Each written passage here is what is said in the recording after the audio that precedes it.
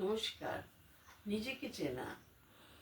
অনেক সময় আমরা মুখে যেটা বলি সেটা আমাদের মনের কথা নয়, সেটা আমরা নিজেরাও বুঝি না।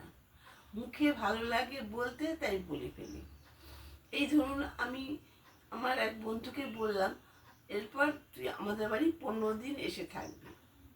বন্ধু সে কথা বিশ্বাস করলো এবং আমার বাড়িতে এলো। সে আসার পর থেকে আমার অস্বস্তি শুরু হলো। আমি তাকে ঠিক মতন আপ্যায়ন করতে পারলাম না এবং আমি মনে মনে চাইলাম সে যেন তাড়াতাড়ি চলে যায়। সে আমার মনের কথা বুঝতে পারলো এবং চলে গেল। অথচ সে আমার প্রিয় পাত্র ছিল। আমি তখন ভাবলাম, আমি তার সাথে এমন ব্যবহার করলাম কেন? নিজেকে মনের গভীরে গিয়ে চিন্তা করে নিজেকে আবিষ্কার করলাম। তখন আমার নিজেকে খুব খারাপ লাগতে শুরু করলো এবং তখন শপথ করলাম, আর আমি মুখে বড় বড় কথা বলবো না এবং মনের গভীরে গিয়ে মন আর মুখের বিবাদ ভঞ্জন করার আপ্রাণ চেষ্টা করলাম।